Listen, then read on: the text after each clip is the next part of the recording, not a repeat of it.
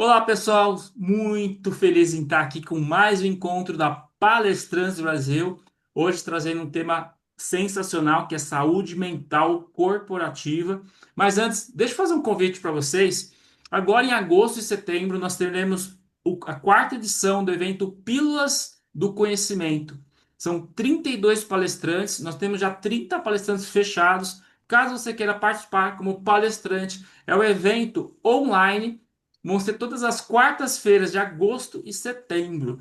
Nós já estamos com palestrantes fantásticos, né, que já garantiram a sua presença. Se tiver interesse, me chama depois no privado, depois da reunião ou amanhã, para entender um pouquinho como é a dinâmica desse evento, que já chegamos aqui à quarta edição. E agora, sem delongas, eu quero passar o palco e já agradecer a doutora Silvia Oliveira. O palco é seu. Gente, boa noite.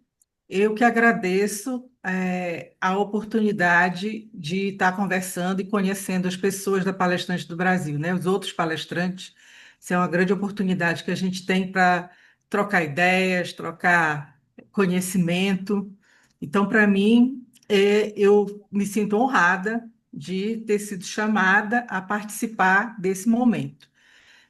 Me apresentando rapidamente, eu sou médica, tenho uma formação inicial de cardiologia, eu comecei minha carreira médica como cardiologista, mas aos poucos eu fui, procurando outras especialidades.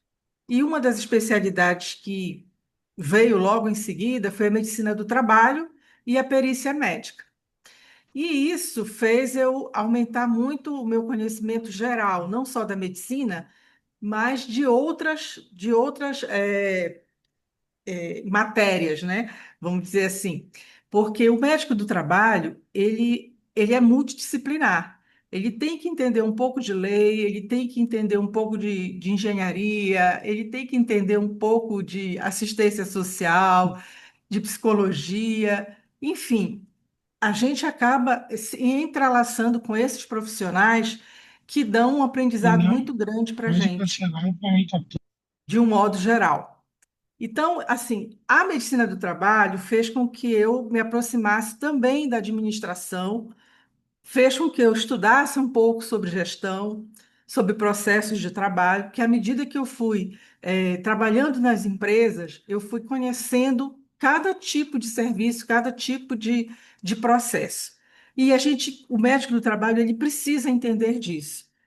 E a gente trabalha muito como na forma preventiva do trabalhador, né? Tanto nas questões do trabalho como as questões de saúde do modo geral.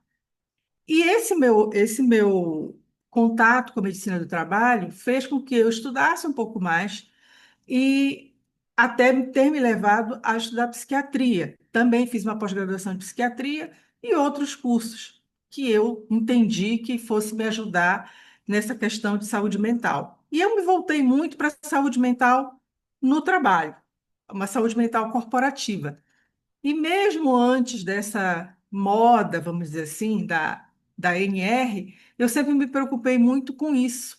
E o que me fez o que me levou a estudar psiquiatria, né, para eu entender melhor por que as pessoas estavam adoecendo tanto e se realmente o trabalho tinha alguma coisa a ver com esse adoecimento. E com certeza, se o trabalho não é causador, muitas das vezes ele piora uma situação pré-existente ou ele desencadeia uma situação que estaria ali, escondida. Né? Então, como o trabalho faz parte da vida da gente, a gente fica mais tempo no trabalho, às vezes, do que na própria casa. Então, é claro que o trabalho tem uma importância e acaba contribuindo para o adoecimento mental, né? Então, é, eu me voltei muito para essa parte e me identifiquei muito, gostei muito e passei a estudar mais, né? E aí eu já venho estudando isso e tentando mapear risco das empresas que eu trabalho, ou presto serviço, essa questão adoecimento mental e trabalho. E a gente observou que realmente houve um crescimento de adoecimento mental. mesmo antes da pandemia, a pandemia ela pega muita culpa de muita coisa, mas antes já estava acontecendo. O Brasil já era um país considerado um país ansioso. Já havia muitos afastamentos previdenciários, auxílios de doença por depressão, né? Porque apesar da ansiedade ser muito incidente, mas o que causa mais afastamento acaba sendo a depressão. E isso aí foi uma das coisas que acredito tenha motivado que a comissão tripartite, que é a comissão que faz parte de pessoas do governo, representantes do governo, representante dos empresários, das empresas e representante dos trabalhadores, né, dos sindicatos, eles formam uma comissão onde eles estudam essa questão de saúde e segurança do trabalhador. Então, é uma comissão tripartite que estuda essas normas, porque a NR1 é uma das 38 normas vigentes, né? Existem 38 normas regulamentadoras que do Ministério do Trabalho para mapear risco dos trabalhadores e fazer uma gestão desses riscos. Então, nós temos normas que tratam de trabalho em altura, de trabalhos em ambientes hospitalares, clínicas, consultórios, que é a NR32, da parte elétrica, da parte rural, enfim, existe norma para todo tipo de trabalho. E a NR1, ela é a mãe de todas as outras e ela conversa com as outras normas. Então, uma norma também muito importante é a NR17, que é a da ergonomia, que, aliás, está muito intrincada com essa questão do risco, dos fatores de risco psicossocial. Por quê? Porque fator de risco psicossocial, ele faz parte, do risco ergonômico, né? Então, a NR17 ela está muito ligada com a NR1, como assim as outras, dependendo do tipo de empresa, do tipo de trabalho que é feito pelos trabalhadores. Então, a NR1, as pessoas falam muito agora, por conta dessa obrigatoriedade que tem agora de mapear esse risco psicossocial, mas ela já existe há muito tempo, desde 1978. Então, ela passou por modificações em 2020, foi quando houve a substituição, eu não sei se quem trabalha em empresa deve ter ouvido falar no PPRA, que é o Programa de Prevenção de Riscos Ambientais, que o PGR, que é o Programa de Gerenciamento de Risco, substituiu o PPRA, o antigo PPRA. Então, a partir de 2020, houve essa modificação dentro já da NR1, que a NR1 é igual ao PGR, que é o Programa de Gerenciamento de Riscos, que toda empresa tem que fazer. E a partir desse Programa de Gerenciamento de Risco é que vamos ter o Programa de Controle de Saúde Médica Ocupacional, o famoso PCMSO, que vai tratar da parte médica, da parte assim, qual é o cuidado médico que tem que se ter com os trabalhadores que trabalham em determinado tipo de trabalho? Então, por exemplo, o pessoal de call center, qual é o tipo de recomendação que tem que ter? Qual é o tipo de exame que tem que ser feito? Qual o período que esses exames têm que ser repetidos? Então, tanto a NR1, através do PGR, Programa de Gerenciamento de Risco, como a NR7, que trata do PCMSO, que é o Programa de Controle Médico de Saúde Ocupacional, eles tratam da saúde, da segurança e da saúde do trabalhador, né? De uma questão preventiva. Então, assim, é bom que se entenda que tem muita gente com medo de mexer com essa questão de risco psicossocial. Então, tem empresários, tem empresas que estão preocupadas que, se for mapeado, achado um risco psicossocial, que isso para elas é uma ameaça, que quer dizer que todo mundo que trabalha ali, que tem um risco psicossocial, vai apresentar um transtorno mental. E não é bem assim. A gente precisa saber se há algum risco, assim como tem o físico, o químico, o biológico, para a gente saber o que fazer, como a gente vai gerenciar esse risco. Então, por exemplo, quem trabalha em hospital, quem trabalha com atendimento de doentes, né? A pessoal da enfermagem, os médicos, os profissionais de saúde, do modo geral, não só médico, não só enfermeiro, mas todo mundo que atende pacientes, que atende pessoas doentes, elas têm um risco. Elas têm um risco de adquirirem uma doença. Mas isso não significa que elas vão adoecer. O que que a gente tem que ter? Tem que saber que existe um risco e que a gente precisa ter cuidado para que a pessoa não adoeça. Então, no caso de risco biológico, a gente precisa luva, capote, gorro, máscara, que são os famosos EPIs, né? Os equipamentos de proteção individual, para que a pessoa não se arrisque tanto a adquirir uma doença.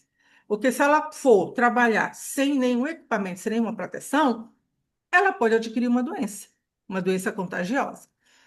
Então, todo mundo que trabalha no hospital fica doente, fica tuberculoso, tem hepatite ou tem AIDS porque se contaminou com um acidente com pé cortante? Não, porque a pessoa tem um cuidado, porque ela sabe que ali existe um risco.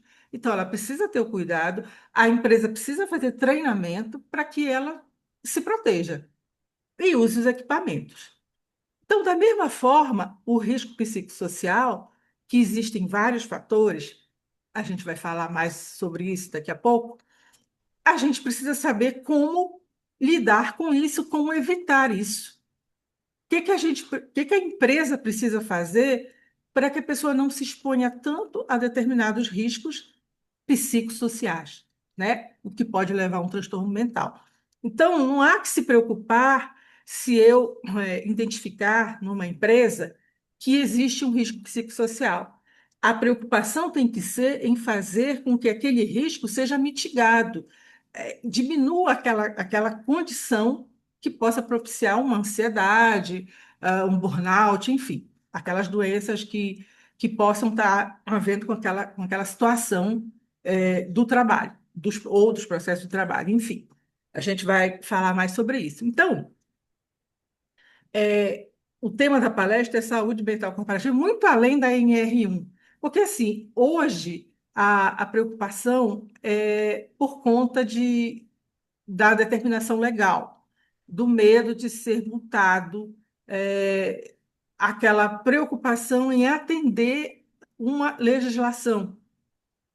E, na verdade, a preocupação teria que estar muito além da questão legal, mas de uma questão humana, de uma questão que a gente trabalha com gente que tem sentimento, que tem emoção.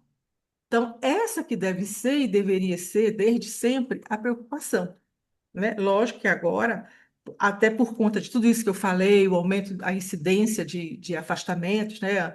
Do ano passado para cá, então, teve um aumento muito grande, e que esse aumento aí que a Previdência anunciou, a gente não sabe, na verdade, o quanto tem isso a ver com o trabalho ou não. Por quê? Porque pela questão do INSS ter muita dificuldade, uma demanda muito grande e pouco perito, o que que aconteceu?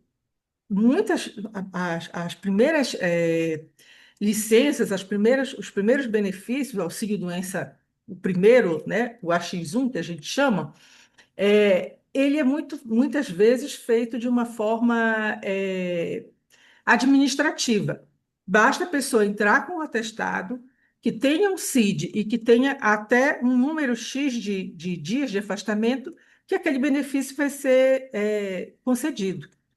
E aí não tem nenhum estudo para saber se aquilo realmente é aquilo, se aquilo teve a ver com trabalho ou não. Então, pode ter que esse aumento ele nem seja assim muito ou totalmente por conta do trabalho.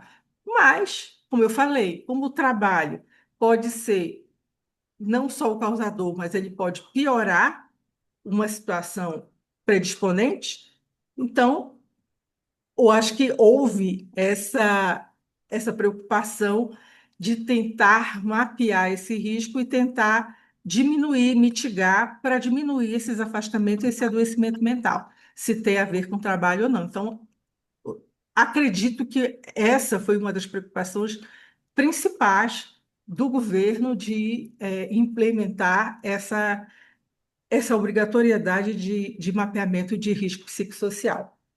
Bom, então a saúde mental ela transcende a mera conformidade legal e ela passa a ser obrigatória. Era para ser a partir de 26 de maio de 2025, mas houve uma prorrogação para que isso comece a vigorar para valer a partir do ano que vem, 2026. Mas, assim, o, o- a portaria que saiu em, acho que 24 de agosto ou 28 de agosto do ano passado, de 2024, era para que, a partir de maio de 2025, as empresas elas começassem a mapear e gerenciar o risco psicossocial e já estariam sujeitas à fiscalização. As empresas, existem algumas empresas, poucas, raras, mas já existem algumas no Brasil, que elas já vêm se preocupando com essa questão, mental dos seus trabalhadores. Um exemplo dessas empresas é a P&G, que é uma empresa, uma multinacional, né? E que eles já vêm fazendo esse estudo há muito tempo. Então, eles passaram um período fazendo um estudo, um levantamento da situação, né, dos trabalhadores, e aí eles foram implantando até que hoje eles têm um serviço de um programa de saúde mental que funciona muito bem. Um outro exemplo de uma empresa que aconteceu isso depois de um acidente foi a Vale do Rio Doce, que também está com um programa de saúde mental, até porque eles foram obrigados por todas aquelas questões que aconteceram de acidentes na empresa. Então, existem algumas empresas que elas já estavam fazendo, eh, monitorando essa questão, apesar de não ter obrigatoriedade, mas elas já estavam fazendo isso.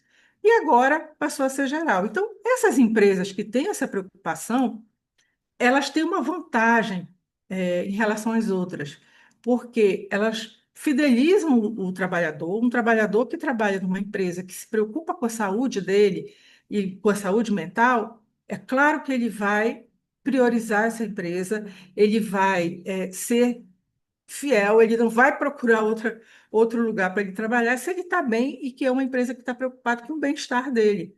Então, diminui o, a rotatividade, né, o turnover dos trabalhadores, eles ficam mais fidedignos à empresa, mais fiéis, né, à empresa, e a empresa ganha com isso, que ela aumenta a produção e ela fica melhor no mercado, ela é bem vista e ela melhora, economicamente também, né? Não é só a questão de, obrigatoriedade legal.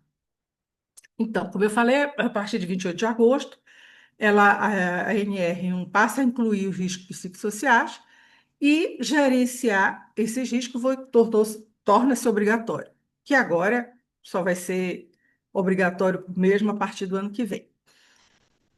Como eu falei, né, existe essa comissão tripartite que estuda essas NRs e várias NRs sofreram modificações, inclusive a NR7, que é do PCMSO, também teve algumas modificações, e a NR17, que é a NR do risco ergonômico, tá? Então, as empresas elas têm que se adequar, agora elas ganharam mais um ano, mas isso não significa que tem que esperar só o ano que vem para tomar as medidas. Acho que tem que começar de agora para que, veja como vai fazer. Primeiro, levantar se existe o risco, mapear e ver o que vai se fazer para diminuir, para mitigar esse risco. Então, mapear e gerenciar não tem saída. E olha, gente, isso não é só para grandes empresas, isso para qualquer tipo de empresa. Qualquer empresa está sujeita e deve fazer isso. Se você tem um empregado, você já tem que ver se ele não está, sujeito a esse risco, tá? Bom, qual é o impacto dessas situações psicossociais, desses riscos psicossociais, dessas situações que podem levar a um adoecimento mental? Bom, primeiro, são o aparecimento dos transtornos, né, mentais e comportamentais, né, o famoso CDF, na Codificação Internacional das Doenças, 10, né, o CID-10, porque agora já tem o CID-11, é outra nomenclatura. Mas ainda, na maioria dos lugares, ainda é o CID-10 que está prevalecendo. Então, prevalecendo. Então, seria as doenças codificadas com o CID-F, né? Ansiedade, depressão, enfim. E esses riscos, quais são os principais riscos dessas psicossociais que devem ser mapeados? Assédio moral, né, que é um negócio que às vezes é difícil. É, Às vezes a gente sabe que existe, mas a coisa fica meio velada. Mas assédio moral, infelizmente, é muito comum nas empresas. Uma outra situação é a questão da má gestão, que pode levar a processo de trabalho inadequado, que vai sobrecarregar os trabalhadores e que isso vai gerar adoecimento, sobrecarga mental, e vai levar, logicamente, ao adoecimento. Então, são situações, por exemplo, gente, uma coisa assim que a princípio não parece ser um risco, mas é a falta de reconhecimento. Então, por exemplo, aquele trabalhador que se esforça, que faz o trabalho dele direitinho, que às vezes faz até além, e que na hora que vai ter uma promoção, ou às vezes até uma substituição, em que ele possa ir, por exemplo, ele é um analista sênior, e a próxima seria uma coordenação ou uma gerência.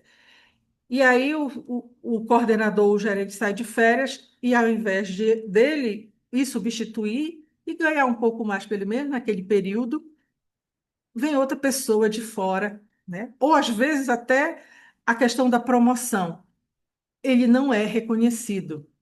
E às vezes o reconhecimento é até entre os pares, né? Num setor em que não se tem um elogio quando a pessoa faz alguma coisa, o trabalho tá legal, né? É, Só existe reclamação quando tem alguma coisa errada. Então, isso também é um fator de risco. A pessoa sempre não reconhecida, e sempre, às vezes, colocada, chamada a atenção na frente de todo mundo, criticada na frente de todo mundo, isso é risco psicossocial. E aí, dependendo da pessoa ou da situação que ela esteja passando, isso pode levar a um adoecimento. Bom, um outro impacto dessas situações seria uma produtividade reduzida. As pessoas produzem menos, elas ficam mais desinteressadas, e aí acontece o que a gente chama de presenteísmo. A pessoa está trabalhando, mas ela não está fazendo nada, ela só está embromando. Isso é muito comum. Às vezes ela não sai, ela não se ausenta, né? Ela não está de licença, mas ela está presente, mas sem produzir, sem participar, procrastinando, né? Enfim. E isso aí, ao longo do tempo, pode levar a situação de adoecimento mesmo. Ansiedade, depressão, burnout. Burnout é uma coisa assim que o pessoal fala muito, embora muitas vezes o que as pessoas dizem que é burnout não é. Às vezes a pessoa está com ansiedade, com depressão, que são transtornos mentais específicos. E aí a pessoa diz, eu estou com burnout. Burnout é um esgotamento que tem origem exclusivamente no trabalho. Por exemplo, se eu estou passando por uma fase em que eu estou fazendo uma pós-graduação, é, alguém do meu trabalho adoeceu e eu estou trabalhando por mim e por ela, e eu estou com um problema em casa, isso vai levar a uma situação de transtorno, acho que não é burnout, porque tem vários fatores, não é só o trabalho. Agora, se está tudo bem comigo, está tudo bem em todos os sentidos, e a questão é só porque eu estou com sobrecarga de trabalho, trabalhando, fazendo além do que eu posso, além do meu limite, aí sim eu posso considerar burnout. E o burnout não necessariamente tem sintomas mentais. Ele começa com sintomas físicos. Dor de cabeça, tontura, pressão que sobe, desmaio, uma série de coisas que, se a pessoa não parar, ela vai caminhar para ter um transtorno mental mesmo, uma ansiedade, uma depressão, é, que é um adoecimento mental mesmo, é uma doença. O burnout, ele é uma síndrome causada por um esgotamento físico e mental de causa exclusivamente do trabalho, tá? Então, eu gosto muito de falar isso, porque hoje em dia, burnout sai assim de nada. Bom, se eu tenho um ambiente saudável, eu vou ter uma rotatividade menor. As empresas elas vão ter, como eu falei, né, um menos turnover, aquela mudança de funcionários. Então, ela é em torno de 76% a menos que o geral. Deixa eu voltar aqui. É, E outra coisa, uma empresa que se preocupa com a saúde mental dos seus funcionários, dos seus trabalhadores, ela é almejada. As pessoas querem trabalhar naquela empresa, entendeu? Ela melhora a imagem dela, né? E ela passa a ter um crescimento mais acelerado. As empresas crescem mais com programas, quando elas têm programas de bem-estar, né? A P&G, para mim, aqui é um grande exemplo. Eu não sei se vocês conhecem outras, né? Se vocês conhecerem, depois vocês me falem. Mas, para mim, o exemplo maior aqui no Brasil é a P&G. Bom, eu já falei, né, que a NR1 ela trata do programa de gerenciamento de risco e que agora ela passa a ter a obrigatoriedade de mapear esses riscos. Os riscos, como eu falei, eles sempre existiram, mas se fazia assim de colocava a poeira para debaixo do tapete. E aí só se falava dos riscos mais visíveis, né? Risco biológico, risco químico, físico, e se deixava de lado essas questões ergonômicas, como os fatores de risco psicossociais. Bom, é, as empresas elas têm que identificar esses riscos e proporcionar uma situação de mitigação, ou seja, diminuir o impacto desses riscos para o trabalhador, fazer com que aquilo diminua, desapareça, né? E como é que a gente vai fazer isso? Bom, a primeira coisa é que a empresa ela precisa ter na cultura dela a questão da segurança e a saúde do seu trabalhador. Se não tiver, não adianta, porque sabe o que que vai acontecer? Eles vão fazer uma semana de saúde mental, eles vão fazer palestra, eles vão fazer alongamento, vão fazer dancinha, vão fazer meditação, mas será que só isso resolve? Eu acho que não, porque é como eu ter uma infecção, ter a febre e tomar a dipirona, mas não tomar o antibiótico.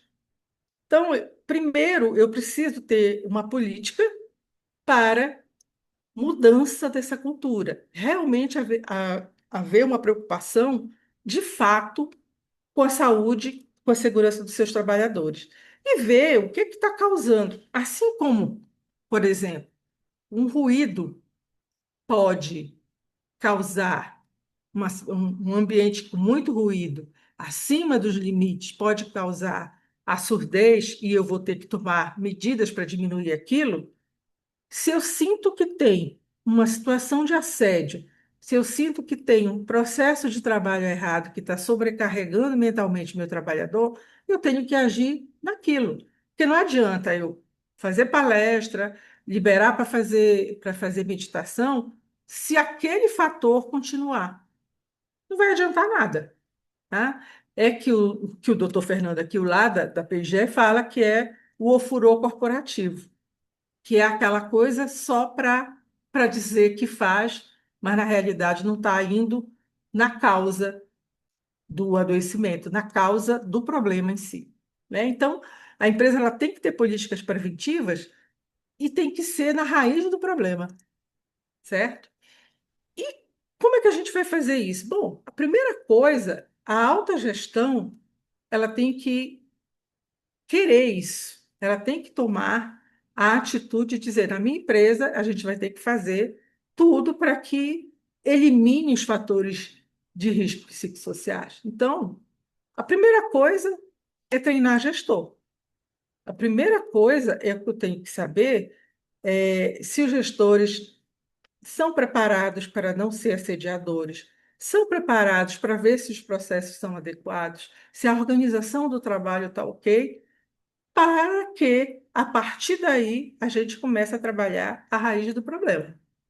Tá? Então, se a gente não fizer, não existe um programa de saúde mental numa empresa que seja de sucesso, exitoso, se eu não treinar gestor e se eu não conscientizar a alta gestão de fazer aquilo acontecer. Não vai adiantar, não vai adiantar mesmo. Bom, então assim, normalmente, algumas empresas já fazem, né? Mindfulness, combate ao estresse, é, tem algumas questões de flexibilidade de horário de trabalho, trabalho híbrido, liberar seu funcionário para trabalhar em casa quando for possível, ajudar o trabalhador, às vezes, nos seus problemas pessoais.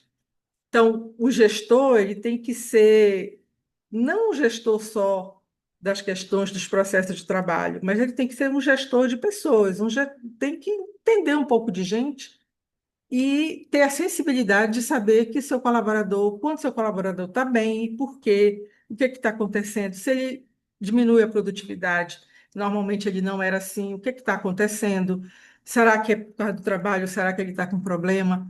Isso tudo é muito importante, que o gestor tenha uma sensibilidade para conhecer os seus trabalhadores. E uma outra coisa é que a empresa, ela, até dentro desse programa, é uma coisa quase que obrigatória, que a empresa proporcione um canal de escuta, mas um canal de escuta com profissionais da área. Então, um acompanhamento psicológico, né? Tipo assim, um SOS, uma ouvidoria, mas uma ouvidoria especializada.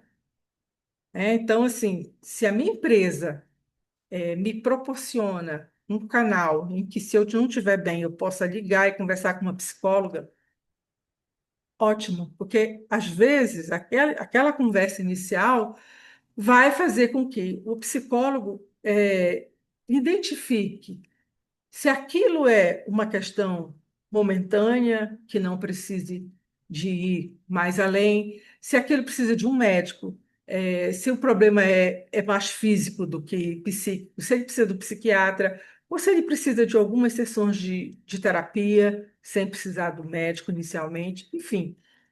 Isso é muito importante que a empresa proporcione, que tenha esse canal, porque às vezes o psicólogo do convênio ele não tem o tempo para, ou às vezes até a capacidade, porque existem psicólogos do trabalho, né? Aqui nós temos uma palestrante que é psicóloga do trabalho, Ana Verônica, ela pode falar depois um pouco sobre isso. Bom, se eu mapeei o risco, se eu identifiquei o que que eu posso fazer. Depois de um certo tempo, a gente vai. Gente, eu esqueci de falar para vocês que uma das as formas que a gente tem de fazer um mapeamento são, primeiro, a gente ter essa ideia de afastamento, né, por CDF. Segundo, a gente ter a aplicação de questionários validados, que a gente aplica nos trabalhadores. E a outra coisa é a observação, né, dos processos de trabalho e a entrevista com os trabalhadores e com seus gestores. Com isso, a gente consegue fazer um mapeamento se há é, fator de risco psicossocial ou não na empresa. Precisa ser todos os trabalhadores? Não necessariamente. A gente pode fazer isso por amostragem. Às vezes, até essa questão de saber, por exemplo, aonde teve mais afastamento por CDF, a gente pode pegar aqueles setores e fazer a aplicação disso e estudar mais detalhadamente esses locais onde tem mais afastamento por CDF. Às vezes, esse é o caminho para a gente ver se aqueles afastamentos têm a ver com o trabalho ou não. Tá? Então, assim, o trabalho ele é mais qualitativo do que quantitativo. Aliás, o PGR, ele, uma das formas da gente fazê-lo é através de uma forma qualitativa e não quantitativa. Tá? A gente precisa saber que existe e que aquilo está impactando, mas não precisa ser em todos os trabalhadores. E a gente nem pode fazer, poder pode, mas fica muito difícil a gente ir fazer uma avaliação individual, né? Normalmente a gente faz uma avaliação geral por amostragem. Bom, então depois que eu mapeei e comecei a mitigar, a fazer ações para diminuir aquele risco, eu vou mensurar os novos resultados. Eu posso aplicar de novo questionários, eu posso observar se os afastamentos diminuíram, eu vou olhar como é que está o clima, através de pesquisa de clima, da organização, da empresa, tá? E uma coisa muito importante é que as empresas que investem em programas de saúde e bem-estar, elas têm um retorno, em geral, de 4 a 6 vezes do valor do investimento, né? O famoso ROI, né?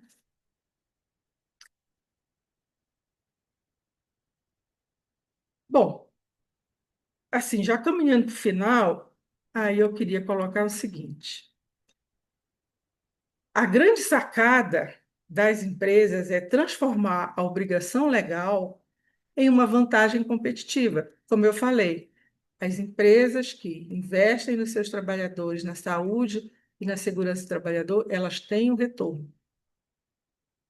Então, não é só a questão da NR1, obrigatoriedade, mas é uma questão de colocar isso como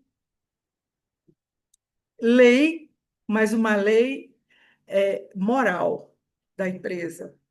Com isso, ela vai atrair talentos, ela vai criar uma cultura boa, vai fidelizar os bons profissionais, e isso vai ser um pilar estratégico para a empresa, integrando a saúde mental à sua estratégia de negócio, né? A saúde mental corporativa é mais que uma obrigação legal, é um pilar estratégico que impulsiona o crescimento e a atração de talentos. Se a empresa se antecipar a isso, ela vai ter um grande diferencial competitivo. E aí, gente, é isso que eu queria falar para vocês e aguardo aí as perguntas, as colocações, que as pessoas tenham algum exemplo prático, se elas já conhecem alguma empresa que já trabalha com algum programa de saúde e estamos abertos aí ao debate. Doutor Silvia, primeiro, eu queria pedir para tirar os slides, né? Isso. Queria agradecer, antes de passar a palavra para o Elazier, agradecer, doutora Silvia. que eu convidei ela para realmente fazer essa apresentação. Me surpreendeu, doutora da Silva. Eu imaginei algo, a senhora entregou muito mais. Eu fiz aqui diversas anotações, eu tenho algumas perguntas, mas primeiro eu vou deixar aí os colegas perguntarem, trazerem exemplos, porque realmente nós, palestrantes, temos uma grande oportunidade, né? Eu conversando hoje à tarde com alguns palestrantes que não iam poder estar aqui porque já estão até fazendo um trabalho da NR1, né, em empresas ou treinamento. Elazer, você levantou a mão. Aí quem quiser ir na sequência, vai colocando a mãozinha e eu vou chamando. Libera o áudio, Elazer.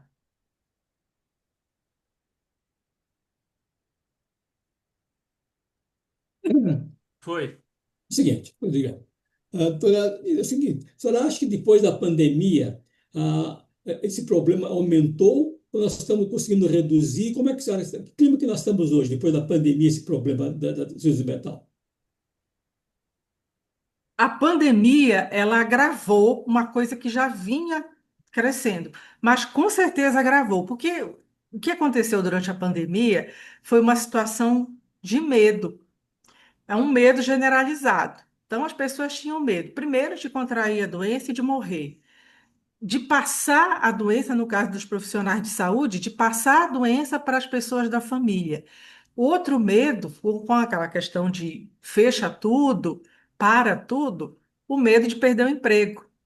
Outras pessoas que não eram empregados, que eram donos do seu próprio negócio, por exemplo, restaurante que fechou, também foi uma questão de pânico, né? Porque você estava ameaçado a sua sobrevivência. Primeiro ameaçado pela doença e depois ameaçado pela questão econômica. Então, foi uma situação que deu impacto, sim, com certeza piorou a saúde mental das pessoas. Muito bem, obrigado. Poderia Legal. fazer mais uma perguntinha? Pode fazer, Lazer. Depois eu chamo a Mirinha. Pode fazer. Sim. Sim. Doutora, veja bem, a ciência, ela não é possível parar, está sempre em contínuo desenvolvimento. Então, uma das coisas que estão aqui tá bombando no mercado é a inteligência artificial. Então, eu tenho estudado muito a respeito e tenho percebido que muitas pessoas estão preocupadas em perder o emprego, né? Quer dizer, na realidade, não é bem assim, porque quem toma o emprego é o colega ao lado que sabe mais do que a inteligência artificial. Mas eu, assim, eu pergunto, esse plano artificial está gerando um problema assim de saúde mental dos funcionários ou não? Você pode repetir a pergunta? Eu não.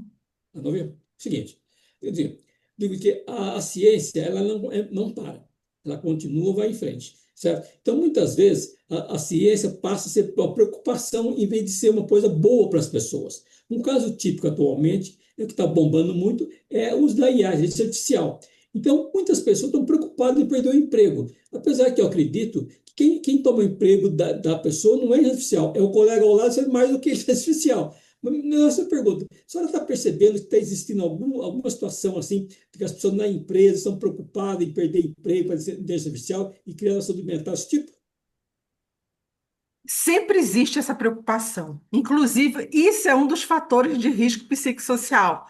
Essa ameaça, às vezes velada, da perda do emprego. Então, o que que acontece? Às vezes, o chefe diz assim: ah, você não está dando importância, tem um monte de gente que está querendo o seu lugar. Gente, isso é assédio moral e isso é fator de risco psicossocial. É uma ameaça, não é nem velada, essa é uma ameaça direta que a pessoa, olha, te cuida, senão você vai perder o emprego. E isso existe mesmo quando não tem a fala objetiva. Mas, às vezes, subliminarmente, é passado essa ideia de insegurança. E as pessoas, sim, estão preocupadas sim, em perder o emprego. Com certeza, porque a questão econômica do país, né? As pessoas estão vendo que a coisa não está fácil. E eu vejo que eu tenho colegas, né, na empresa onde eu trabalho, que têm esse medo, sim, de perder o emprego. Apavorados. Legal, muito Obrigado. obrigado. Obrigado. Mirinha, por favor, libera o áudio. Boa noite a todos. Boa noite, doutora Silvia. Que prazer enorme vê-la aqui dando um show de conhecimento, competência, qualidade, sobretudo do seu notável saber como médica, mas com certeza como um ser humano incrível, que eu sei que você é. Existe alguma preocupação do Ministério da Saúde de trabalhar mais a segurança psicológica das pessoas no trabalho? Posso ser sincera? Difícil? Pode, deve. Primeiro, Merinha, obrigado pelos elogios, né? Mas vindo de você, que é minha amiga, eu não posso esperar menos. Muito Mas eu estou obrigada. falando a verdade, porque se eu não tivesse gostado, eu nem pediria para falar, só colocaria parabéns. Você já Bom, me conhece? olha, sinceramente, aqui para nós, enquanto a gente pode falar, Isso. eu penso que a preocupação do governo é mais assim, antes de ver essa questão da NR1, dos fatores de risco psicossociais, veio a questão da lista de doenças que foram consideradas doenças do trabalho e colocaram um monte de doenças mentais, né? Transtornos mentais ligados a vários fatores de risco, inclusive químico, enfim. É, mas sabe o que é que eu acho? Que a preocupação é o seguinte: na hora que a culpa é do empregador, é mais fácil taxar, aumentar o fator acidentário previdenciário. Se eu coloco como um acidente de trabalho, como doença do trabalho, para o governo é melhor, entendeu? Porque Então, o que nós ele Sim, começa pode a falar. taxar. Aí sinceramente, eu não vejo, eu não sinto, aquilo disso que você perguntou, da segurança psicológica, eu não vejo muita preocupação com isso, não. Sinceramente, com a minha experiência como médica do trabalho, trabalhando em empresa, eu não sinto isso. O que eu sinto é uma preocupação de taxar mais, aumentar mais o fator acidentário previdenciário, né? Para ter uma carga maior para o empresário, para o empregador. Sinceramente. Excelente, excelente. Eu só peço um segundo para dizer o seguinte: na minha terra tem um ditado que diz que água mole em pedra dura, tanto bate até que fura. Uma pessoa como a senhora, doutora Silvia, com essa cabeça prateada, enseja respeito, conhecimento e, como eu disse, o seu notável saber é conhecido por todos e é indiscutível. Então, eu quero lhe fazer aqui um convite para participar de uma live comigo, onde nós duas vamos falar sobre essa preocupação que as empresas precisam ter. E vamos fazer uma convocação aos empresários para que eles venham assistir. Porque se o governo não faz, que o governo somos nós que elegemos, fazemos nós que somos o povo. É o meu convite para a próxima conversa, nós duas. Temos um café semana que vem. Obrigada. Ah, Aceito obrigado, o Miriam. convite. Muito bom, a colocação muito boa. Nancy, por favor, libera o áudio, Nancy. Olá, boa noite. É uma satisfação também estar aqui. Eu quero dizer que a Merinha não alterou em nada, né? Eu quero lhe parabenizar pela entrega, que vai muito além realmente, né? É o tema da sua palestra. Aqui eu queria fazer uma pergunta, que não é bem uma pergunta. É, a gente sabe que o Brasil, ele, há tempos atrás, foi campeão em acidentes de trabalho, né? Então, era a saúde física naquele momento. E a gente percebe que tinha também muita resistência. E até hoje você vê, a gente consegue ver empresas que não aderiram a isso, não tem um técnico de segurança e tudo mais. E hoje a gente vai para a questão da saúde mental, no caso, os riscos psicossociais.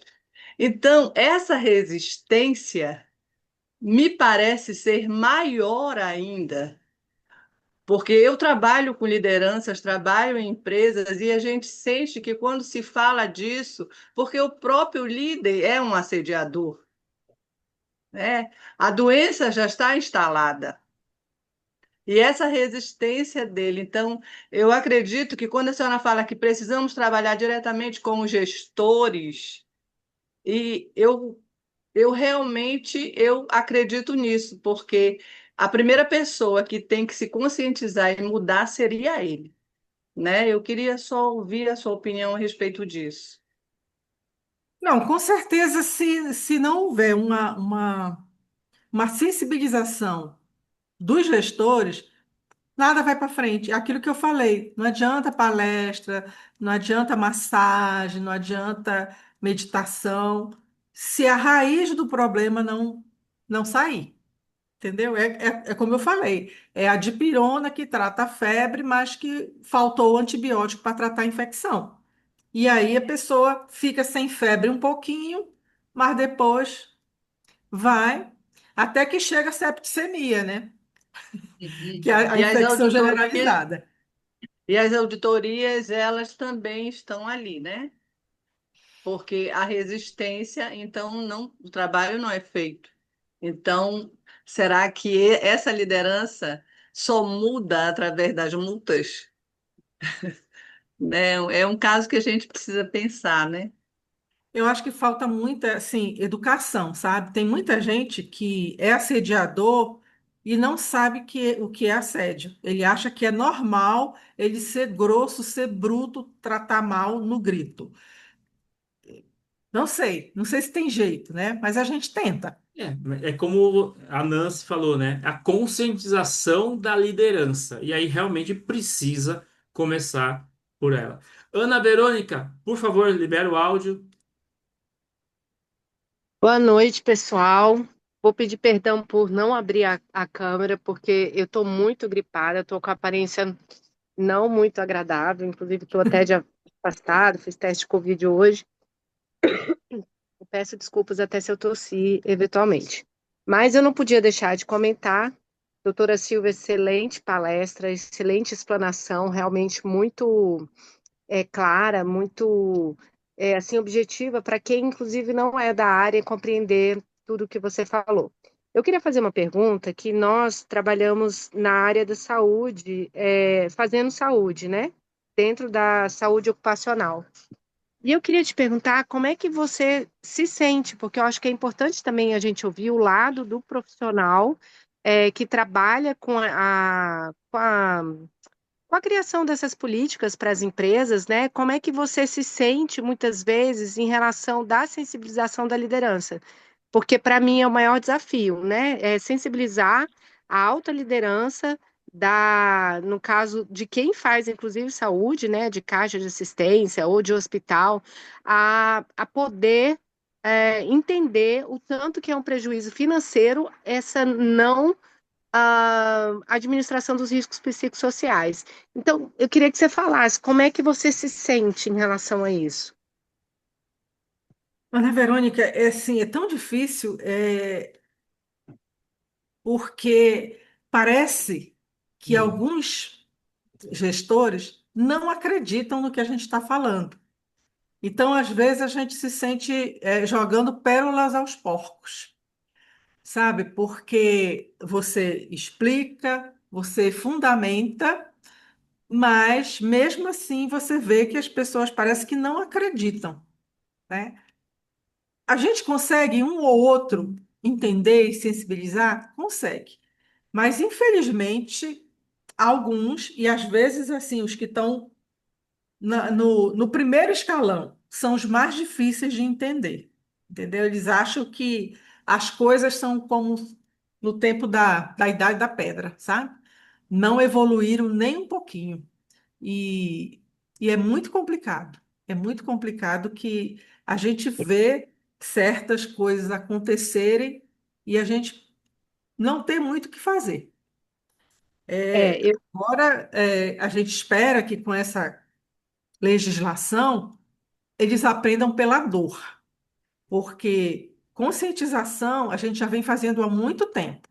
Porque na hora, gente, na hora que você está conversando com um gestor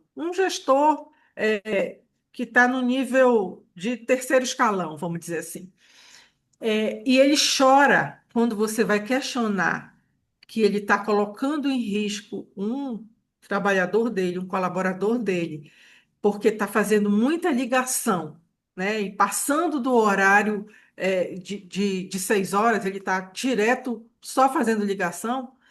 E aí eu pergunto, por que que você não pode fazer um rodízio, já que eles têm que fazer essa tarefa de telefone, mas para que eles não ultrapassem, que cada um faça 2 horas, porque aí não vai ter nenhum problema. Aí ela começa a chorar, dizendo assim: eu não tenho, porque esse é o único que consegue fazer a coisa acontecer. Os outros eu coloco, mas não dá certo. E ele gosta, quer dizer, ela está numa situação que ela está prejudicando o funcionário dela, mas ela diz que está sem opção e começa a chorar. Aí você vem me dizer que não tem risco psicossocial? Perfeito. É quando Então, você chega para o gestor dela e fala isso, mas perfeito. Eu fiz essa pergunta, essa provocação de propósito, porque às vezes é muito difícil para as pessoas compreenderem como que o estilo de gestão pode ser prejudicial para o trabalhador, né? Como aquele estilo como às vezes você ser bom é ruim, né? Então, como ele é o que consegue mais, ele vai ser o que vai ser mais sobrecarregado, né? E como as pessoas estão focando tanto no resultado que elas estão esquecendo do processo. E eu compartilho do seu pensamento, para mim, a maior dificuldade é sensibilizar realmente a gestão para eles entenderem. Mas uma forma que você já deu a resposta anteriormente foi na hora que você colocou a questão de que é interessante para o Ministério que os acidentes de trabalho aconteçam. Então, os empresários, eles precisam se dar conta que eles estão pagando uma conta muito alta pela má gestão, né, e respeito aos seus funcionários, e que quando eles começarem a reavaliar esse processo, eles vão ter um aumento, inclusive, de receita dentro das unidades, né, muito maior. Excelente, eu gostei exatamente demais, isso. viu? Não esperava menos, viu? Parabéns. Obrigada, Ana. Eu queria fazer uma colocação no final, mas eu vou aproveitar o gancho da Ana Verônica, né? Que nós temos uma grande oportunidade, né? E aí eu vou pegar as palavras do Edilson Lopes, da KLA, que em dezembro nós fizemos encontro em São Paulo, que é quando nós apresentarmos um projeto para uma empresa, já mostrar os ganhos específicos da empresa, principalmente financeiros. E a doutora Silvia apresentou um slide aí fantástico com vários benefícios, onde a Ana Verônica acabou de fechar. Então, por que que eu vejo uma grande oportunidade? Porque tem aqui palestrantes com conhecimentos fantásticos para apresentar mesmo projetos mas linkado, deixando claro quais os ganhos para o empresário. E aí, o empresário não vai estar só preocupado em fazer a questão da lei. Ah, eu vou fazer por causa da lei, né? A minha empresa, eu trabalho num clube há 18 anos. O último treinamento que teve foi em 2016, uma palestra em 2016. E amanhã vai ter de novo. E pasmem, o que que é? Exatamente a conscientização dos líderes sobre o assédio moral, né? E assim, então precisou ter uma lei para o RH solicitar para a empresa, desculpa, para a diretoria, uma verba, né? Não sei quem que ele não divulgou quem vai ministrar o treinamento. É um treinamento de 4 horas só com os líderes sobre assédio moral. Foi o que foi divulgado, né? Foi o convite. Mas assim, mas o que eu quero dizer, vamos aproveitar, já que é lei, mas apresentar um projeto mostrando os ganhos que aquele empresário vai ter. Aí vai ser, acho que mais fácil de fechar negócio. Beth, por favor, só liberar o áudio. Boa noite, parabéns, doutora Silvia. Foi uma excelente explanação, uma excelente aí, com muito conteúdo, tudo muito rico. Então, fico muito agradecida de ter participado e ter podido aí escutar a doutora. Eu sempre digo que o que faz um profissional ser contratado é o seu currículo, o seu MBA, sua faculdade dificuldade, mas o que faz ele ser desligado muitas vezes da empresa é a sua a forma, né, como ele se retrata, as suas condições psicológicas, como ele age diante dos colegas e tudo mais. Só que o que eu percebo que a maior dificuldade hoje não é só com as pessoas, é a conscientização realmente da diretoria, e isso não é nas grandes empresas, porque as grandes empresas têm todo um foco para conscientizar e tudo mais. Isso muitas vezes eu vejo que é nas médias e pequenas empresas, porque a grande preocupação de todo empresário é o lucro. Só que quando, ao meu ver, tiverem conhecimento e entenderem que o seu maior patrimônio são as pessoas, que a partir do momento onde o clima é um clima harmonioso e tudo mais, se vai ter uma lucratividade muito maior, porque a pessoa ela vai conseguir render muito mais. Então, eu vejo que precisou ter uma lei para que as empresas, hoje as empresas não estão fazendo isso porque querem, estão fazendo isso porque são obrigadas a fazerem. E aí usam-se todas aquelas coisas que a doutora falou. Somente vai palestras, uma massagem, alguma coisa assim, só para dizer que está se fazendo algo. Mas, na verdade, eu vejo assim, que falta uma grande conscientização realmente da parte da liderança e diversos diretoria entender que realmente o seu maior patrimônio são os seus funcionários, e a partir do momento que está se investindo nos funcionários, o lucro vem. Né? É isso mesmo. O que acontece é que as pessoas fazem, por exemplo, faz CIPAT, né? Semana aquilo para cumprir tabela, vamos dizer Nós assim. falamos juntas. Não existe uma profundidade para que aquilo que foi colocado em palestra, aqueles momentos, que aquilo seja verdadeiramente o normal da empresa, né? Na realidade, às vezes, assim, vamos mexer com os processos. Eu preciso, tem pouco funcionário. Às vezes não é a questão de ser pouco funcionário ou muito funcionário. Às vezes é o processo que está errado, que está mal desenhado. Às vezes as pessoas que estão no lugar errado, tá? Às vezes você tem um talento que está mal colocado num setor que não tem nada a ver com ele. Então, o que precisa, às vezes, é isso. Às vezes, uma coisa simples pode mudar, pode fazer um efeito muito grande na saúde mental das pessoas. Entendeu? Então, assim, não é uma coisa mirabolante, né? Às vezes, assim, não, vou ter que contratar mais gente. Não, às vezes não é isso. Às vezes é realocar, às vezes é mudar o processo, às vezes é automatizar alguns processos que são feitos por pessoas que poderiam ser feitos de outra forma, né? Com tanta tecnologia que a gente tem hoje em dia, que pode ser usada a nosso favor. Sim, com Sei lá, eu certeza. acho que falta, assim, boa vontade. Eu acho que, Mirim, eu aceito aí o seu desafio, da ver se a gente abre a cabeça desse povo e coloca, sabe, alguma coisa dentro da cabeça desse povo, para ver se eles Então, acordam. eu já estou propondo uma mesa redonda, porque já chamei a Nancy também, e vai a Ana Verônica e mais quem quiser participar. Nós vamos fazer. Gente, se Maomé não vai à montanha, a montanha tem que ir a Maomé. Então, nós temos que virar esse jogo. E Vamos eles têm. atrás. Alguém vai dizer, eu vou fazer chegar isso no jornal. E alguém vai contar para alguém lá em cima, diz, olha, umas duas malucas aí de cabeça branca foram para a internet e estão fazendo um barulho. Gente, o barulho começa da gente. Vamos fazer, estou aí. Eles Sensacional. têm que Desculpa aí, dizer que eles Mauro, vão que ter, eu já Não, atrapalhei e aí eu tô eles dentro vão ter também, a mas prejuízo, você né, palestrante está tá Mirim? junto. dentro. E tem Oi? a Eles palestrante do têm que. Brasil tá dentro e tem vários palestrantes, como eles já estão Sim, trabalhando.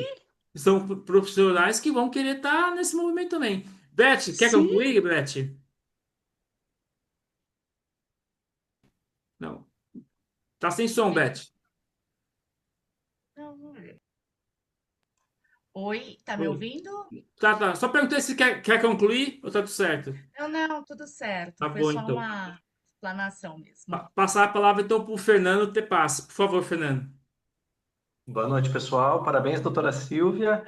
Muito interessante, é uma temática que eu venho abordando bastante, especialmente na minha área, por eu ser professor, com o pessoal da educação. E sim, um dado importante até para corroborar aí, depois da pandemia, especialmente os professores estão cada vez mais pedindo licença e se ausentando, e assim, a coisa está realmente bem complexa, né? Mas, como eu sou um otimista, inveterado, assim, absurdamente otimista, eu vejo que essas oportunidades, como o Mauro trouxe também, por mais que sim, nós vivemos um quadro bem caótico, aonde tem o problema, tem oportunidade. E aí, Mauro, parabéns, tá? Pela palestrante, parabéns pelo convite para a doutora Silvia, parabéns por trazer isso, parabéns, Mirinha, por fazer barulho. E sim, tá aí a oportunidade para a gente, especialmente quem trabalha com inteligência emocional, com a questão mental, enfim, com qualquer área nesse sentido, assim, de fazer. Então, o que eu queria era bater nessa tecla de que sim, a gente tem uma oportunidade de ouro. E olha a loucura que é, né? A gente está aqui falando, às vezes a gente olha o lado negativo, que não faz isso, que não faz aquilo. Gente, saiu uma lei para nos ajudar. Sabe? Tipo assim, poxa, vai demorar para os empresários? Vai, mas é o nosso trabalho fazer com que eles, cara, a gente vai bater com o martelinho, então vamos lá, cara, vai ter problema, e daqui a pouco ele vai ter problema. Então, também daqui a pouco a gente ter essa visão de que, ok, se a gente tem que pagar, se o empresário vai ter que pagar, paciência para aprender, porque sim, nós somos um dos países mais doentes que tem, é o primeiro em ansiedade, terceiro em depressão. Até a doutora Silvia pode até trazer esses dados para nós mais atualizados, mas para mim é essa informação que eu tenho. Então, assim, sim, nós somos doentes. E o que eu queria pontuar aqui, aí, doutora Silvia, eu queria ver se a senhora pactua desse pensamento, assim, se a partir de um trabalho que daqui a pouco vai acontecer com os adultos dentro das empresas, que sim, por menor que possa ser, pode ser, né, aquela, né, a estrelinha do mar, eu vejo isso como algo muito positivo, talvez para reverberar nas famílias. Porque como eu estou na educação, eu estou vendo a ponta lá, as crianças, né? E outro dia eu estava conversando com uma secretária de educação e ela falou uma coisa absurda, assim, e me chocou muito. Ela disse, Fernando, os professores, o grande problema dos professores, primeiro, que eles têm que lidar com 20, 30, 40 realidades diferentes ao mesmo tempo, e segundo lugar, eles têm que lidar com os filhos de ninguém. E aquilo me chocou, eu me arrepio até hoje para falar, porque não é que não tem pai, não tem mãe, tem, mas esses pais estão mais perdidos. Então, talvez nesse caminho oposto, né, que aí lá na fábrica, lá na indústria, lá na empresa, trabalhar com o pai e a mãe, daqui a pouco isso pode reverberar, porque a gente sabe que a gente está vivendo um extremo absurdo também na questão educacional, né? Não sei, doutora Silvia, o que a senhora pensa sobre isso? Olha, inclusive, essa questão educacional é tão séria que eu também, além de médica, eu faço trabalho de coaching. E eu já tive 3 clientes fazendo transição de carreira, querendo sair de deixar de ser professor para ir para outra carreira. Entendeu? Então, é gente deixando deixando de ser professor para ser terapeuta holístico, para Clássico. ser outros tipos de profissão, astróloga, tem de tudo, querendo deixar, porque não aguenta mais a situação que está o ensino no Brasil, entendeu? Pessoas que amavam ser professor, amavam, e que hoje querem sair, entendeu? De tanta loucura que está esse mundo, né? Então, a situação é, emocional desses profissionais da educação também poderia dizer que está na UTI. Na UTI, né? E só uma questão aqui, essas escolas da rede pública, elas também vão sofrer uma cobrança em relação à norma? Me parece que sim. Me parece que Não deveria. na mesma proporção, porque Claro. a questão para o governo é diferente, porque eles colocam assim, eles colocam na mira as pessoas, as empresas que são regidas pela CLT.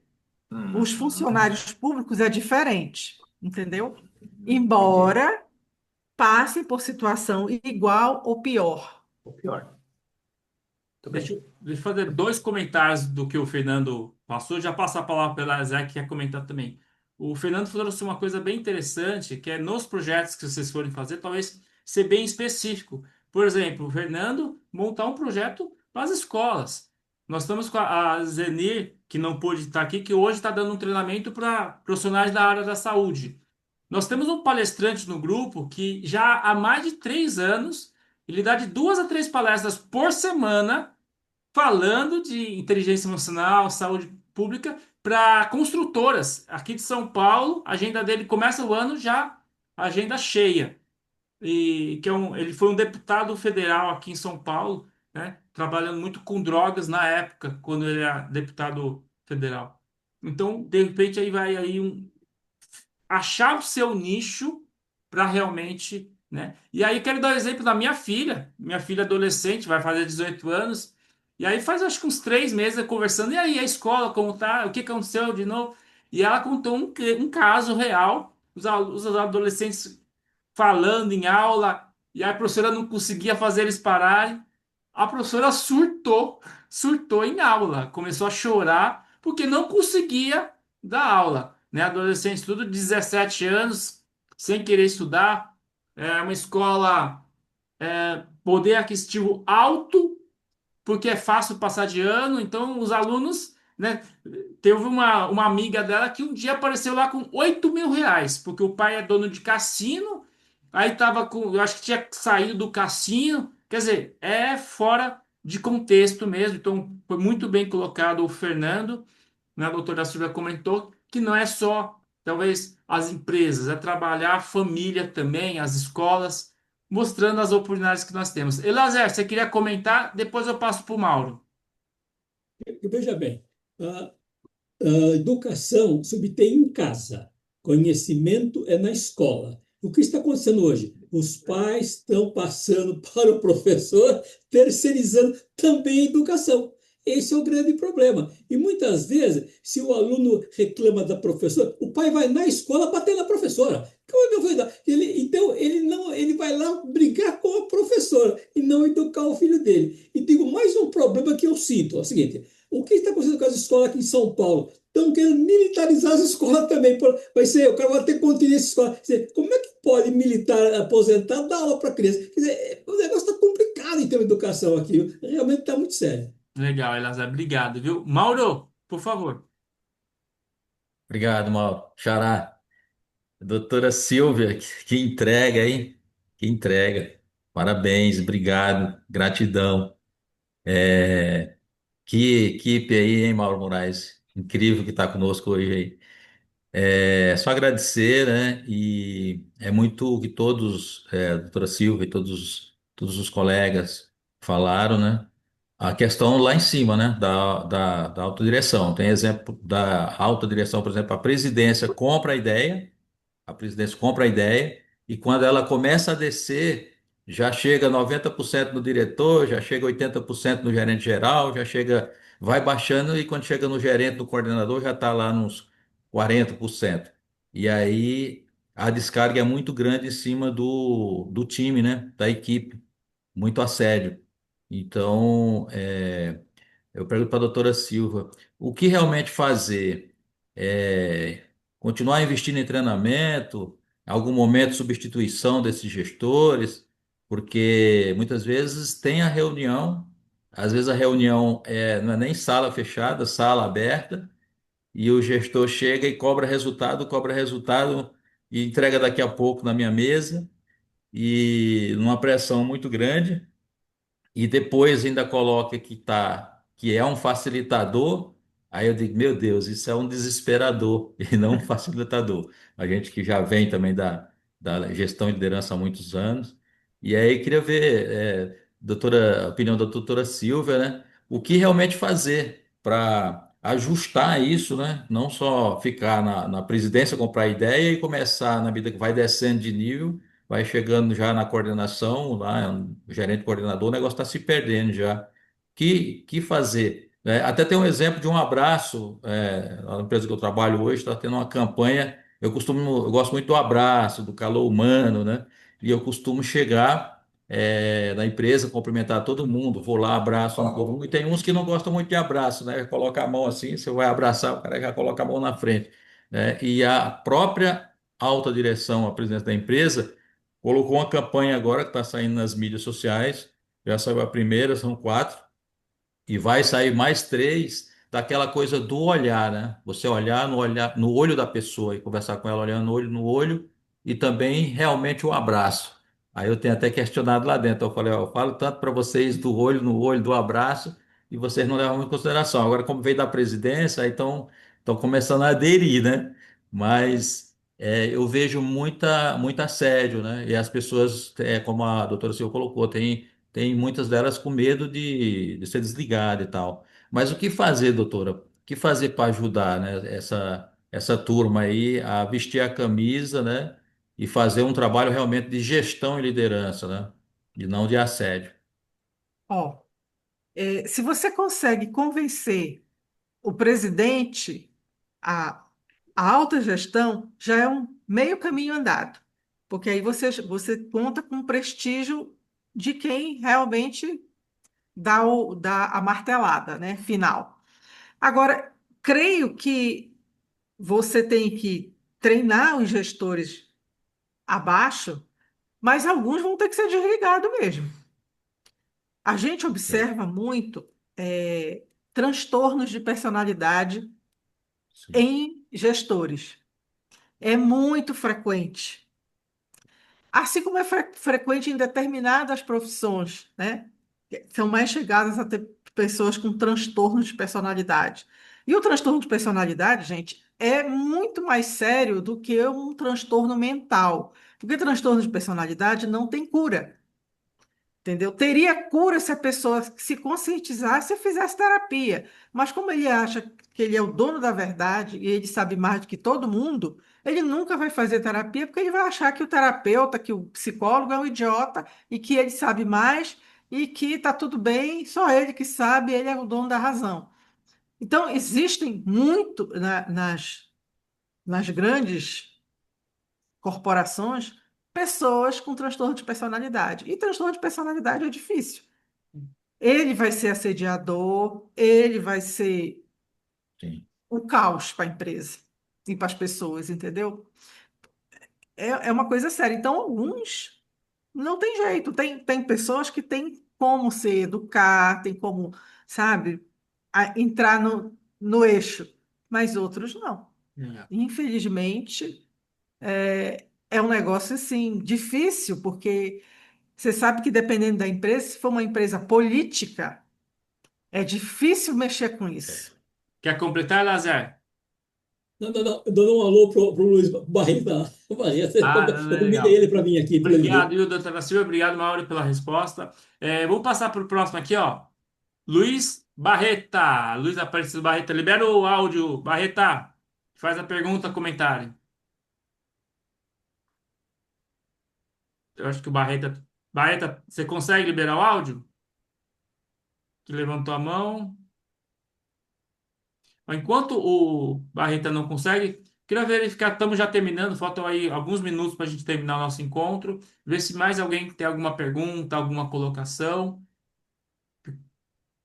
Barreta, eu acho que você, como não conseguiu, então vou finalizar aqui. Quero, então, agradecer, doutora Silvia Oliveira, que eu vi esse movimento da NR1. E eu falei, opa, eu preciso fazer alguma coisa para o grupo. E aí eu mandei um convite para a doutora Silvia, ela aceitou de prontidão, tá? A minha ideia era exatamente o que aconteceu. Trazer, né, o conceito e mostrar essa oportunidade. Que agora que cada um tem aqui, tem suas especialidades e vai montar alguma coisa. E muitas vezes pode estar chamando um outro palestrante, um grupo de 3 palestrantes, para trabalhar, né? Eu sei que a Nancy tem um trabalho maravilhoso com liderança, então imagina ela fazendo uma parceria, né, com uma psicóloga ou um profissional de inteligência emocional. A Edilamar está aqui ainda? A Edilamar já saiu. A Edilamar também tem um trabalho fantástico com inteligência emocional. Então, aí é fazer as parcerias, tá? Então, doutor Silva, gostaria de deixar suas considerações finais, por favor. Bom, eu estou muito feliz de vocês terem entendido e estarem assim motivados e engajados em a gente trabalhar isso agora, né, dentro das empresas e levar um pouco disso, porque a gente vai estar ajudando pessoas. Eu acho que o nosso propósito maior tem que ser esse, ajudar pessoas, ajudar os trabalhadores e ajudar os empresários também, por que não? Né? Então, acho que eu fiquei muito feliz com o que cada um falou, com a demonstração de estarem interessados e entrarem nessa luta, né? Se engajarem e a gente conseguir transformar alguma coisa, mudar e ajudar as pessoas. Esse é o objetivo. Barreta, conseguiu, Barreta? Tá me ouvindo agora? Sim, pode falar. Olha, Mauro, primeiramente quero agradecer pelo convite, segundo, pela excelente exposição que nós tivemos hoje, bem como em outras oportunidades. Estou me segurando para falar, porque estou nessa área há 50 anos e tudo isso que está sendo dito é muito importante. E desses 50 anos você só leva uma coisa de importante. Segurança se faz por exemplo. E quem dá o exemplo é o dono da empresa. Se o dono da empresa disser eu quero fazer, vai fazer. Se o dono da empresa está alheio ao que está acontecendo, os seus comandados, todos eles, seguem a mesma linha. Continuam fazendo de conta. No Brasil, não é por falta de leis, não é por falta de exigências que nós não conseguimos resultados. Nós não conseguimos resultados porque, primeiro, o órgão governamental como um todo legisla para ele próprio. Então, por exemplo, eu já tive a oportunidade de ficar dentro de empresa há 45 anos, fui ameaçado de ser mandado embora porque eu disse a um diretor da empresa que ele deveria pôr o filho dele no lugar do pessoal que estava trabalhando, porque eu estava reivindicando oportunidades melhores de trabalho. Então, veja só, quando a gente fala de mentalidade, no Brasil, segurança, podemos dizer que ainda não chegou na sua maturidade, porque ela começou em 1973, 74. Eu sou de 1975, onde não havia nem sequer equipamentos de segurança para trabalhadores. Então, a mudança ocorreu, sim. Tecnologicamente, nós temos mudanças fantásticas. Mentalmente, eu acho que ainda tem muito que se caminhar. Nós, por exemplo, entendemos o seguinte: quando a gente fala, eu cheguei a entrar em algumas empresas, conversar com gerências, explicar o que eles deveriam fazer. No final, ele vira para mim e diz assim: se vier uma fiscalização, ele vai me dar prazo para fazer? Olha só. Ele não estava preocupado se tinha que resolver o problema. Ele estava preocupado se tivesse fiscalização. Nesse país, nós não temos gente para fiscalizar esse volume de empresas que nós temos no país. Então, veja só, quando a gente fala aqui, toda vez que se muda uma NR ou se faz alguma coisa melhorando a NR, ela abrange a todos os setores de atividade. Então, você vai na padaria da esquina e vê se o cara lá sabe o que é isso. Não sabe. E nem o contador, que cuida dos interesses desse pessoal, sabe disso. Então, nós temos um problema muito sério, né? De tentar... Eu passei praticamente a minha vida toda fazendo o que a maioria das pessoas sempre falam. precisamos educar o pessoal, precisamos treinar o pessoal. Eu passei esses 50 anos dentro de empresa fazendo o quê? Educando, tentando mudar a mentalidade, tentando convencer as pessoas. E só cheguei à conclusão seguinte: a hora que o dono da empresa compra a ideia e ele vai dizer, nós vamos fazer, ele reúne a gerência toda e diz assim, a partir de hoje eu quero assim. Eu duvido que tenha um gerente que fale que não. Agora, se o dono da empresa, o CEO, o homem principal da empresa, não se manifesta, a gerência não vai mudar. E não muda. Perfeito. Pode ser, isso é fato consumado. Então, nesse país, a gente diz o seguinte, nós temos milhares de empresas. Eu estou numa região aqui do Vale do Paraíba, que é uma região industrializada. Conheci a maioria dessas empresas. Como a nossa palestrante aí falou, a P&G tem isso porque a origem dela se trabalha nisso. Então, os homens que comandam a empresa, o número 1 da empresa, disse, a minha empresa tem que ser assim. E a valorização do nosso trabalhador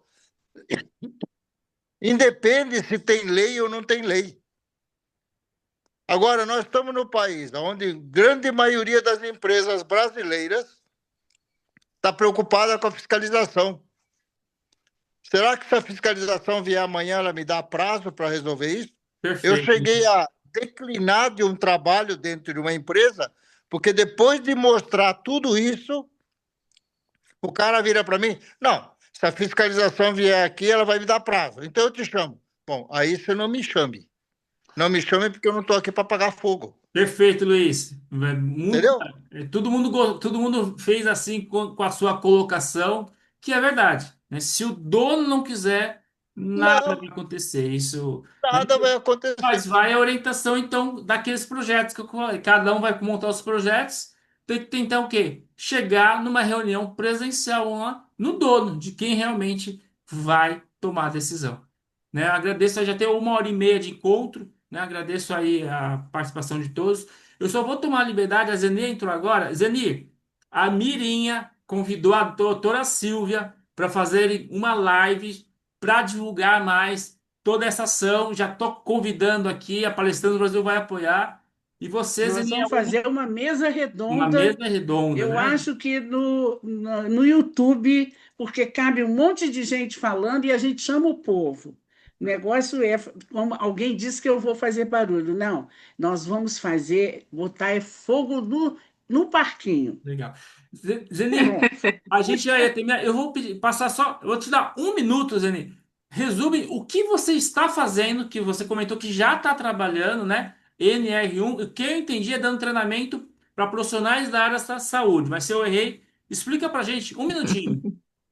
Muito boa noite, vou falar então rapidinho, porque hoje eu já fui numa empresa falar em 2 empresas e eles me deram 20 minutos, então eu já estou assim acelerada. Conheço algumas pessoas aqui, é sempre muito bom estar com vocês. Obrigada, Mauro, pela oportunidade. Eu estou trabalhando, né, desde o ano passado com a implementação aí da NR1. Eu estou treinando psicólogos e também estou fazendo na prática. Como eu sou professora universitária, eu não consigo trabalhar teoria e não fazer a prática. Então, eu só ensino o que eu faço na prática. Eu concordo com o que o nosso colega o colega disse até o momento, portanto, eu estou muito otimista. Eu digo que eu vivi para viver este momento. Eu sou formada há 28 anos como psicóloga. Então, eu já trabalhei em várias empresas, tenho atendimento clínico, sou professora universitária, palestrante, mas este momento está sendo assim especial. É uma transformação aí no mercado de trabalho imenso. Eu estou confiante. As empresas nas quais eu estou indo, realmente nós estamos tendo apoio desde lá de cima até aqui no técnico de segurança. Quando este apoio acontece, a gente flui, realmente é muito interessante. Portanto, o que eu tenho ensinado para os meus colegas psicólogos? Você bateu na empresa, a empresa abriu as portas, fique, entre. A empresa fechou as portas, vá para a próxima. A multa pode chegar, como pode não chegar, a gente sabe como que é. Mas nós não vamos nos desgastar tentando secar gelo, gente. Tem muitas empresas. Então, vamos trabalhar com aquelas empresas que realmente abrem as portas para nós. E o nosso trabalho, quero participar, viu, Mirinha, viu, Silvia? Quero participar dessa mesa redonda. O nosso trabalho é divulgar. O nosso colega está correto. O senhor da padaria não sabe o que é isso. Outro dia, uma pessoa me passou a mensagem: Zenir, a NR1 é para eu contratar um psiquiatra quando o meu funcionário for demitido? Ui! Tá louco? Não, contratar para o senhor o psiquiatra, só pode. Então, assim, nós precisamos levar esse conhecimento às pessoas, tá? Aos empresários. Eu acho que esse é o nosso principal papel. E eu estou, assim, apaixonada por essa área. Eu já faço trabalhos aí nas organizações e é possível, sim, ter esperança e levar isso para dentro das Ele empresas. Não tem volta. muito obrigado, Eli. Você finalizou o encontro que depois você vai assistir na gravação. Foi muito bom. Já agradeci de coração a doutora Silvia e agradeço a todos vocês que sem vocês a Palestrantes não existiria. Uma boa noite a todos e vamos divulgar o vídeo, né? Depois eu coloco o link da gravação. Vamos divulgar para mais amigos, mais colegas e tamo junto, hein, Mirinha? Só marca a data, a gente vai fazer Gente, essa mesa me redonda. segue, Zenir, que a gente vai organizar isso aí. A gente vai conversar, Mauro. Eu vou marcar um horário contigo, tá? E a gente Com organiza certeza. isso, Boa tá? noite a todos. Obrigado novamente, doutora Silvia. Fiquem Boa com noite. Deus. Tchau, tchau. Olha o Tchau. café aí, Silvia. Tchau, tchau, pessoal. Boa Tchau, noite. tchau.